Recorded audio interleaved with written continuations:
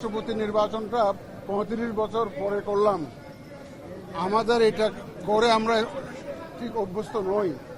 তারপরেও আমরা সব প্রস্তুতি নিয়েছিলাম যাতে কোনো রকমের কোনো ল্যাপস না থাকে, কোনো গ্যাপস না থাকে, এবং আমরা অত্যন্ত সুচারুরূপে সুন্দরভাবে একটা নির্বাচন আমরা উপহার দিতে পেরেছি। এবং আপনারা দেখেছেন আমি প্রায় ৩.৫ ঘন্টা বসেছিলাম। যেহেতু নির্বাচনী কর্তা হিসাবে এটা যেহেতু আমার দায়িত্ব, আমার সাথে আমার সহায়ক কর্মকর্তারা ছিলেন, তারা আমার এই নির্বাচন পরিচালনায় আমাকে সাহায্য করেছেন। আমার কমিশনার মহোদয়রা আমার সাথে ছিলেন, আমার সচিব মহোদয় ছিলেন, পার্লামেন্টের সেক্রেটারি ছিলেন আমার সাথে, এবং কোনো কর্নার থেকে কোনো রকমের কোনো অভিযোগ আসেনি। সুন্দরভাবে নির্বাচনটা হয়েছে। আপনাদের সবাইকে ধন্যবাদ। গেজেট আজকে হয়ে যাবে ইনশাল্লাহ।